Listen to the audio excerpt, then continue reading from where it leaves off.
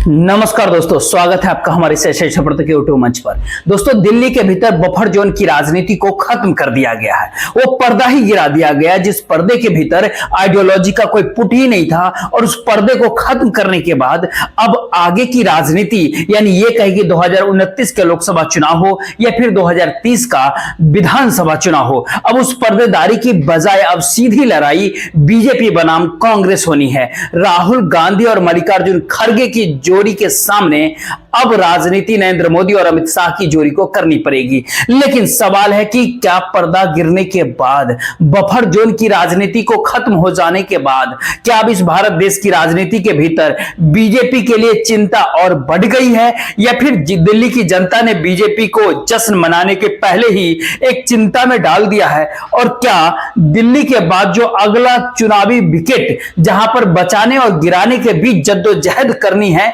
उस विकेट बचाने और गिराने के बीच में अलग अलग तरीके से टीम का संयोजन बदला जाएगा? ये कई सारे सवाल दरअसल मौजूदा वक्त में खड़े हो गए हैं कि दिल्ली के चुनाव परिणाम ने न केवल बिहार को चौंकाया, बल्कि पश्चिम बंगाल से लेकर के महाराष्ट्र तक कई राज्यों को चुनावी रूप से एक अलग तरीके की परिस्थितियों में लाकर के खड़ा कर दिया। दिल्ली ने तो तय किया कि राजनीति अब भारतीय जनता पार्टी के हाथ में है। अब डबल इंजन की सरकार दिल्ली के भीतर है, लेकिन डबल इंजन के बीच में ड्राइवर सीट के ऊपर जिन राज्यों के भीतर भारतीय जनता पार्टी खुद ही नहीं है, क्या वहां पर भी एकनाथ शिंदे वाला प्रयोग आगे बढ़ेगा? क्या दिल्ली के भीतर अरविंद केजरीवाल को सियासी तौर पर निपटाने के बाद, महाराष्ट्र के भीतर एकनाथ शिंदे को निपटाने के बाद, ओडिशा के भीतर नवीन पटनायक को निपटा देने के बाद, और तीनों ही जगह पर अलग अलग तरीके से थोड़ा सेम फॉर्मेट में कहे तो, और थोड़ा अलग फॉर्मेट में भी अलग अलग तरीके की रणनीति को बिल्कुल एक नए एजेंडे के साथ जिस तरीके से अंजाम दिया गया, क्या वो तैयारी अब बिहार के पटना में की जा रही है? लेकिन ध्यान दीजिए, पटना का विकेट हमेशा से उस तरीके से नहीं रहा जिस तरीके से गुजरात लॉबी हमेशा से सोचती रही है। पटना के विकेट के ऊपर चकरगिन्नी खाकर के गिरने वाले लोगों की संख्या हमेशा से बढ़ती रही है। कई लोग आए, कई लोग गए, लेकिन पटना की चर्चा के पहले दिल्ली की चर्चा काफी मौजूद होती है, क्योंकि दिल्ली ने आखिर वो कौन सा मैसेज दिया जिस मैसेज को आगे बढ़ने की अभी जरूरत है। आमतौर पे दिल्ली के पिछले 2 विधानसभा चुनावों को अगर आप देखेंगे तो 2 विधानसभा चुनाव अरविंद केजरीवाल वर्सेस अन्य हो रहे थे। अरविंद केजरीवाल को जिताना या फिर अरविंद केजरीवाल को हराना है, इस मुद्दे पर दिल्ली के विधानसभा चुनाव 2 बार से हुए। लेकिन ये तीसरा विधानसभा चुनाव जो दिल्ली के भीतर हुआ, वह बीजेपी को लाना है या फिर बीजेपी को हटाना है, इस मुद्दे पर यह चुनाव हुआ।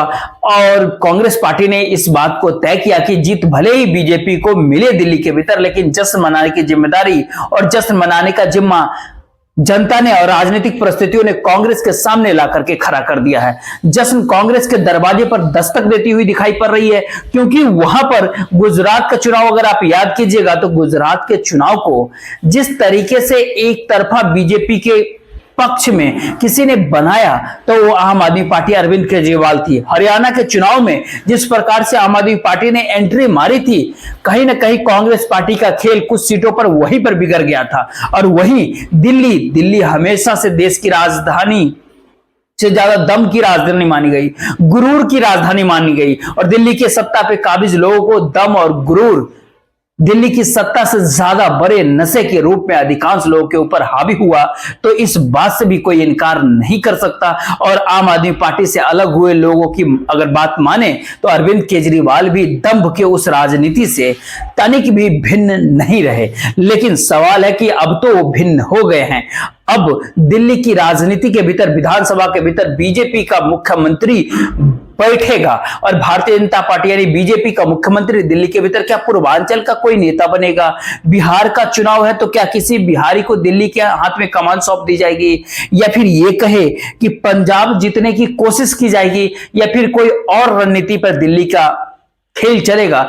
लेकिन राजनीति पूरी तरीके से फ्लैट हो चुका है, और इस फ्लैट राजनीति के भीतर आम आदमी पार्टी का क्या भविष्य होगा, ये दिल्ली के यूनिट नहीं बल्कि ये कहे कि काफी हद तक आम आदमी पार्टी के पंजाब यूनिट इस बात को तय करेगी क्या 27 के पहले ही कांग्रेस के लायक परिस्थितियां बनानी है या फिर 27 के चुनाव तक कांग्रेस पार्टी को इस टोल्ड्रम में रख देना है, इस कंफ्यूजन के अंदर रखना है कि 27 के चुनाव में मुकाबला अभी बाकी है, पिक्चर अभी बाकी है मेरे दोस्त। इस तरीके से कुछ खेल होगा। लेकिन ये आम आदमी पार्टी की राजनीति थी, लेकिन जब पंजाब का चुनाव आएगा या फिर जब एमसीडी का चुनाव आएगा तब हम आपसे बात करेंगे कि आम आदमी पार्टी आगे किस प्रकार से आगे बढ़ेगी या फिर बीच में उसका चक्का कहीं रुकता हुआ, अवरोध होता हुआ, थमता हुआ तो नहीं दिखता है। लेकिन उन तमाम राज्यों को, उन इलाकों की जहां पर आने वाले समय में चुनाव होने हैं विधानसभा के, स्वाभाविक है बिहार में विधानसभा चुनाव होने हैं, स्वाभाविक है इसके बाद बंगाल में चुनाव होने हैं। इन दो राज्यों के विधानसभा चुनाव में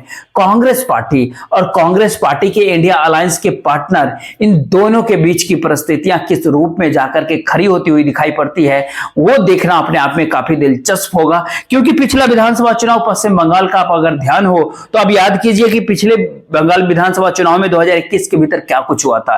कांग्रेस पार्टी और लेफ्ट के गठबंधन ने एक तरीके से शांतिपूर्वक सरेंडर ही कर दिया था, क्योंकि लक्ष्य भारतीय जनता पार्टी को हराना था पश्चिम बंगाल के भीतर, और उस लक्ष्य के भीतर ममता बनर्जी को कामयाबी मिली। लेकिन क्या इस बार वो सरेंडर करने की परिस्थिति में होंगे या फिर इस बार ममता बनर्जी कांग्रेस की तरफ दोस्ताना रवैया अपनाने के लिए विवश होगी, जो अब तक दिल्ली के चुनावी नतीजों के पहले तक दोस्ताना रवैया की बजाय आरोपों की शक्ल में इंडिया अलायंस के अंदर के मतभेदों को खुल करके सामने लाने का काम तृणमूल कांग्रेस क्या करती थी, यानी पश्चिम बंगाल से ममता बनर्जी सरकार कर रही थी। लेकिन ये देखा जाना बाकी है कि बंगाल भी दिल्ली के रास्ते चलेगा या फिर बंगाल में राजनीतिक परिपक्वता की परिचय वहां के दलों के द्वारा दिया जाएगा। लेकिन सबसे पहले लड़ाई बिहार के भीतर होनी है, सबसे दिलचस्प लड़ाई बिहार के भीतर होनी है, क्योंकि बिहार की राजनीति ज्यादा दिलचस्प इसलिए भी हो जाती है क्योंकि किसी को भी नहीं पता कि कौन किसका राजनीतिक दोस्त है। लालू प्रसाद यादव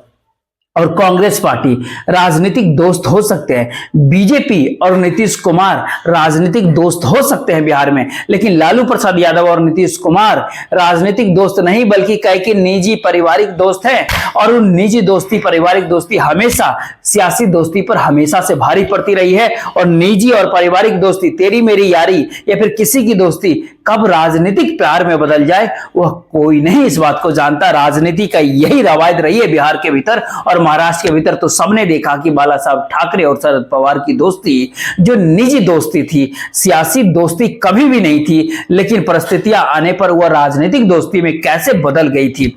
लेकिन खैर इसके आगे भी अगर आप देखिए कि राजनीतिक दोस्ती क्या अब बिहार के भीतर तब्दील होने की राह पर निकल पड़ी है, काफी महत्वपूर्ण बात है इस पहलू पर विचार करना कि दिल्ली की मैसेज ने बिहार की राजनीति को किस प्रकार से इस दौर में प्रभावित किया है। कांग्रेस जश्न मनाने की स्थिति में है और दोनों हाथों में लड्डू कांग्रेस पार्टी के क्यों आकर के थम गया, और किस प्रकार से बिहार की राजनीति दिल्ली के चुनाव परिणामों के बाद 180 डिग्री के एंगल पे घूमते हुए दिखाई पड़ रही है। यही असली व राजनीतिक खेल है बिहार के भीतर, जो बीजेपी यानी भारतीय जनता पार्टी को दिल्ली चुनावी परिणाम के आने से पहले ही डराती हुई कहीं ना कहीं दिखाई दे रही थी। लेकिन वहीं पर नरेंद्र मोदी कैसे घबराए हुए दिखते हैं, कैसे नरेंद्र मोदी था कि भारतीय जनता पार्टी गुजरात लॉबी और नरेंद्र मोदी की तथाकथित गुजरात लॉबी कैसे घबराई हुई है। जरा इसमें दो घटनाओं को आप ध्यान से समझिए। आपने देखा होगा बस कुछ ही दिनों पहले कि नरेंद्र मोदी का मोडस ऑपरेंडिस क्या है, राजनीतिक का उनका क्या तरीका है, और कैसे वो इसके भीतर कई बार कामयाब भी होते हैं तो कई बार विफल होने की पूरी बुनियाद भी रख देते हैं।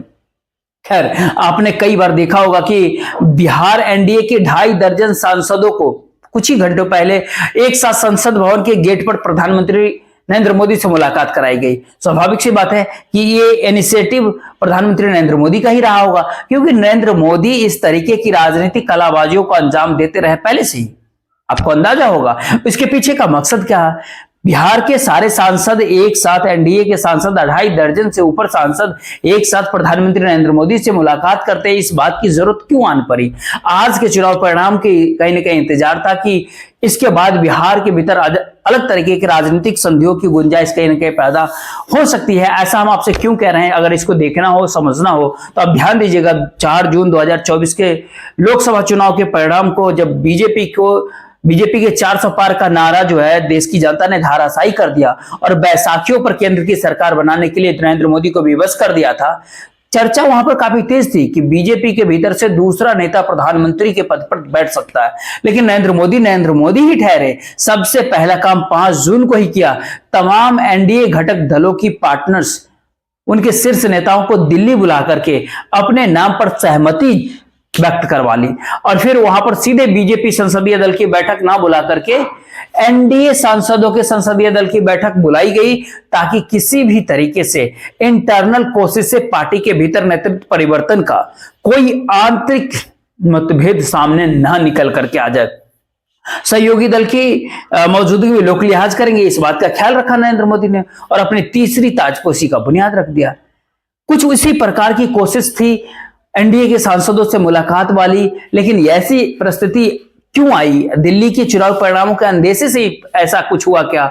इस बात को आगे समझने की प्रयास करते हैं। हमने पहले ही आपसे कहा कि नीतीश कुमार और लालू प्रसाद यादव दोनों दोस्त हैं, और जब दोस्त है तो एजेंडा कम से कम कुछ तो कॉमन ही होगा। दोनों के भीतर कॉमन एजेंडा आखिर क्या है? बिहार की राजनीतिक गलियारों में नीतीश कुमार के कंधे ही जिम्मेदारी है कि बिहार की सत्ता पर भारतीय जनता पार्टी बैठ ना पाए। लालू यादव के जिम्मे ये जिम्मेदारी है कि कांग्रेस पार्टी को कैसे बिहार के भीतर 1990 के पहले की परिस्थितियों में न पहुंचा दिया जाए, और इन दोनों ही परिस्थितियों को दोनों ही नेता लालू प्रसाद यादव और नीतीश कुमार अब तक बखूबी अंजाम दिए रहे हैं।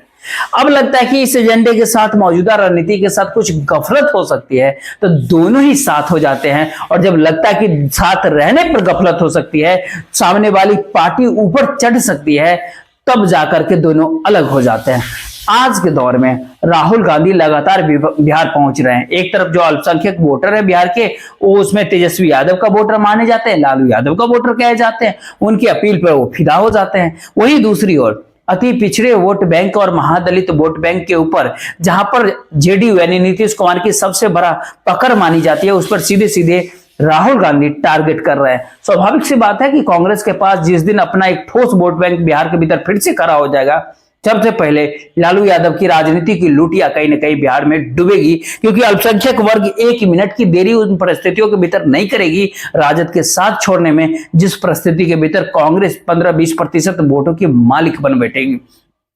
ये परिस्थिति कतई नहीं चाहते ना लालू यादव ना नीतीश कुमार। नीतीश कुमार के लिए तो ज्यादा बड़ी परिस्थिति इसलिए भी नहीं है क्योंकि उनका राजनीतिक कैरियर कितना लंबा है, 4 साल, 5 साल, 10 साल बहुत हुआ, लेकिन तेजस्वी यादव का पूरा कैरियर अभी सामने पड़ा है।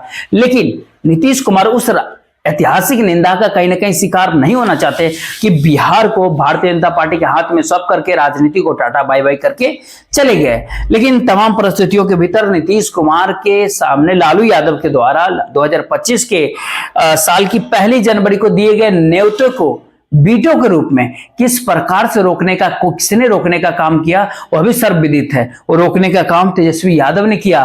तेजस्वी यादव बीच में ढाल बन करके खड़े हुए थे। उनको इस बात का भरोसा था कि अपने बूते वो जीत करके आ सकते हैं, लेकिन दिल्ली के चुनाव परिणाम ने जिस प्रकार से बीजेपी अपनी गठबंधन सहयोगियों के साथ दिल्ली के भीतर 47% वोट तक पहुंचने में हाफ रही है, वहीं पर आम आदमी पार्टी और कांग्रेस के वोटों को जोड़ करके अगर देखें तो ये 50% वोटों के पार जब ये आंकड़ा पहुंचता है, तो सबको ऐसे में पता है कि कांग्रेस पार्टी और आपका गठबंधन नहीं होना ये एक बहुत बड़ी रेखा खींच गया दिल्ली के भीतर। क्या बिहार के भीतर भी कुछ ऐसा ही लाइन खींचेगा? बिहार में 70 सीटों की डिमांड किसकी है? कांग्रेस पार्टी की। पिछले बार भी 70 सीट पर कांग्रेस पार्टी बिहार के भीतर लड़ी थी, और 70 सीटें कांग्रेस पार्टी यदि चुनाव लड़े, हमने आपसे पहले भी जिक्र किया था कि राष्ट्रीय जनता दल के एक बेहद महत्वपूर्ण नेता ने कई बार निजी बातों के भीतर उन्होंने उनके बताया कि 70 सीट पर अगर कांग्रेस पार्टी चुनाव लड़े तो उससे बेहतर है कि 100 सीटें राजद और जनता दल चुनाव लड़े, 43 सीटों को लेफ्ट और कांग्रेस पार्टी और मुकेश सैनी की पार्टी में आपस में बांट दिया जाए। क्योंकि उन परिस्थितियों के भीतर कांग्रेस पार्टी ज्यादा से ज्यादा क्या करेगी? अल्प लड़ने जाएगी, और जब नीतीश कुमार लालू प्रसाद यादव एक साथ हो जाएंगे तो उसके बाद कांग्रेस पार्टी अलग भी अगर लड़ेगी तो हर सीट के ऊपर बीजेपी भारतीय जनता पार्टी के ही जनरल कैटेगरी का वोट, सामान्य वर्ग का वोट 2000, 5000, 10,000, 20,000 काटने के काम करेगी, न कि कांग्रेस का वोट। क्योंकि कांग्रेस के माइनॉरिटीज वोटर्स को या फिर जिसकी भी माइनॉरिटीज वोटर्स यानी अल्पसंख्यक वोटर पर जिस भी पार्टी की दावेदारी होगी, उसमें एक प्लेटफॉर्म बिहार की राजनीति के 2 सबसे बड़े चेहरे के साथ आने के बाद अगर एक प्लेटफॉर्म पे आ जाते हैं तो फिर वो वोट दाएं बाएं नहीं होंगे। ये बात लालू प्रसाद यादव, तेजस्वी यादव अब दिल्ली के चुनाव परिणाम देख करके समझ गए होंगे कि अगर 2025 के भीतर, सत्ता के भीतर हिस्सेदारी बिहार के भीतर, चाहे जूनियर पार्टनर के तौर पर या सीनियर पार्टनर के तौर पर, यदि उनको नहीं मिली तो 5 साल बाद की राजनीति के भीतर कांग्रेस पार्टी के जिंदा होने की बुनियाद बिहार के भीतर बढ़ चुकी है। क्योंकि लिहाजा कांग्रेस पार्टी को रोकने की जिम्मेदारी भी कांग्रेस तेजस्वी यादव के पास ही है। अगर तेजस्वी यादव बिहार के भीतर किसी भी रूप में, चाहे सत्ता में जूनियर सहयोगी के तौर पर अगर भागीदारी करने की स्थिति में अगर आते हैं तो कांग्रेस पार्टी का इंतजार फिर से काफी लंबा हो जाएगा। ये बिहार की राजनीति की बुनियादी हकीकत है। वहीं दूसरी तरफ जेडीयू यानी नीतीश कुमार को ऐसा लग रहा है कि सत्ता बीजेपी शायद उनकी 2025 के बिहार विधानसभा चुनाव के बाद न बनने दे।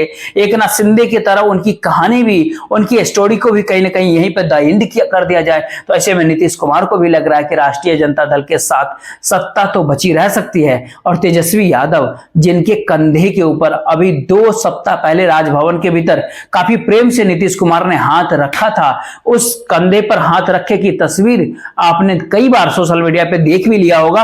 फिर से हम दिखा देते हैं। लेकिन जो बाधा तेजस्वी यादव बने हुए हैं जेडीयू और आरजेडी को मिलने में, उस बाधा वाली स्टैंड से पीछे हटने के लिए दिल्ली के चुनाव परिणाम ने कहीं ना कहीं मजबूर कर दिया है कि अगर कांग्रेस पार्टी ने ठान लिया और राजद कांग्रेस गठबंधन बिहार के भीतर नहीं हुआ तो शायद मुख्य विपक्षी दल का दर्जा मिलने में भी राजद को 2010 की तरह परेशानी कहीं ना आ जाए। क्योंकि 2010 के भीतर भी कांग्रेस पार्टी ने राजद के पीछे चलना स्वीकार नहीं किया था।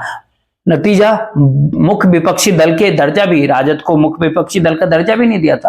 तो इस तरह के तथ्य से, फैक्ट से वो वाकिफ है। कांग्रेस को आगे बढ़ना देना नहीं चाहते। भारतीय जनता पार्टी को नीतीश कुमार ने बिहार में आगे बढ़ना देना चाहते। दिल्ली ने साफ साफ मैसेज दे दिया है कि दिल्ली के बाद अब उत्तर भारत की राजनीति के भीतर कांग्रेस पार्टी को स्टेपनी के तरीके से जो दे दिया जाए वो लेकर के कांग्रेस पार्टी को मतलब उस मानसिकता से कांग्रेस पार्टी चुनाव नहीं लड़ने वाली है। वो लंबा इंतजार कर लेगी, लेकिन आमने सामने की लड़ाई की परिस्थितियों को पैदा करने से वो पीछे नहीं हटेगी। ऐसे में बात रही कि अगर बिहार के अल्पसंख्यक वोटर्स की, माइनॉरिटी वोटर्स की, वो आखिर वो चाहते क्या है, तो काफी जिम्मेदारी के साथ और काफी कहते हैं ना कि काफी गहरी जानकारी के आधार पे हम इस बात का जिक्र कर रहे हैं कि बिहार के माइनॉरिटी वोटर के लिए, अल्पसंख्यक वोटर के लिए तेजस्वी यादव को मुख्यमंत्री बनाना, कांग्रेस पार्टी के व्यक्ति को मुख्यमंत्री बनाना, ये एजेंडे का हिस्सा कभी भी नहीं है। बिहार के अल्पसंख्यक माइनॉरिटीज वोटर्स के, उस समुदाय के वोटर्स को आज की परिस्थिति में सबसे बड़ा जो एजेंडा है वो किसी भी परिस्थिति में बिहार के भीतर भारतीय जनता पार्टी यानी बीजेपी का मुख्यमंत्री शपथ न ले, ये पहली प्राथमिकता है जब तक दिल्ली के भीतर मोदी और नरेंद्र मोदी शाह की सत्ता बनी हुई है। और इस प्राथमिकता के साथ बिहार के अल्पसंख्यक वर्ग के लोग वोटिंग कर रहे हैं, संविधान बचाने की आकांक्षा रखने वाले लोग जो वोटिंग करते हैं, तो उन तमाम परिस्थितियों के भीतर क्या लालू प्रसाद यादव, क्या नीतीश कुमार और क्या कांग्रेस पार्टी, स्कोप किसी के लिए भी नहीं है। बस पलड़ा जिस अलायंस का भारतीय जनता पार्टी का मुख्यमंत्री रोकने के लिए भारी होगा, बस उसके साथ वो अल्पसंख्यक वोटर्स खड़े होने से कोई गुरेज ही नहीं करेंगे। चाहे नीतीश कुमार के साथ भी इस तरह का भरोसा मिल जाए कि नीतीश कुमार बीजेपी के साथ रह करके भी अगर ताकत दी जाए तो बीजेपी को रोक सकते हैं, तो फिर बीजेपी वाली सीटों पर विरोध और जेडीयू वाली सीटों पर समर्थन की स्ट्रेटेजी को बिहार विधानसभा चुनाव 25 के बिहार विधानसभा चुनाव में वोट पड़ेगा। कोई नहीं जानता कि बिहार विधानसभा चुनाव में क्या होगा, लेकिन दिल्ली के चुनाव परिणाम ने तेजस्वी यादव को कहीं ना कहीं झुकने के लिए मजबूर कर दिया कि अगर बिहार के भीतर सत्ता में अगर आरजेडी को हिस्सेदारी नहीं मिली तो फिर मोह भंग वहीं पर होना शुरू होगा।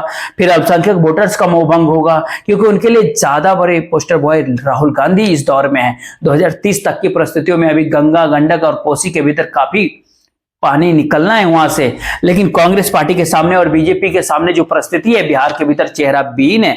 भारतीय जनता पार्टी चेहरा विहीन है, नेता विहीन, नीति विहीन, नैरेटिव विहीन, समीकरण विहीन, तमाम सारी चीजें हैं। लेकिन उन परिस्थितियों के भीतर एन चुनाव के मौके पर अगर लालू प्रसाद यादव और नीतीश कुमार ने फिर से बड़े भाई और छोटे भाई ने मिलकर के अगर टिच किया तो फिर बीजेपी पूरी तरीके से कहते हैं ना कि नीलबट्टा सन्नाटा की परिस्थिति में चली जाएगी। और इन तमाम परिस्थितियों का फायदा उठा करके बिहार में नीतीश कुमार ने 125-30 सीटें अगर बिहार के भीतर हासिल कर लिया और बीजेपी को 80-90 सीटों पर लड़ने के लिए मजबूर किया, तो फिर बीजेपी के इंतजार स्वाभाविक रूप से फिर से लंबा हो जाएगा। लेकिन ये बात आरजेडी और जेडीयू दोनों को इस बात को पता है कि अगर साथ लड़ेंगे तो 100 सीटें भी अगर वो लड़ते हैं तो स्ट्राइक रेट काफी ऊपर होगा बनिस्बत बीजेपी के साथ लड़ करके 125 सीट लड़ने से। क्योंकि पिछले बार भी 115 लड़े थे, चिराग मॉडल खेल हो गया था 2020 के 12 विधानसभा चुनाव में।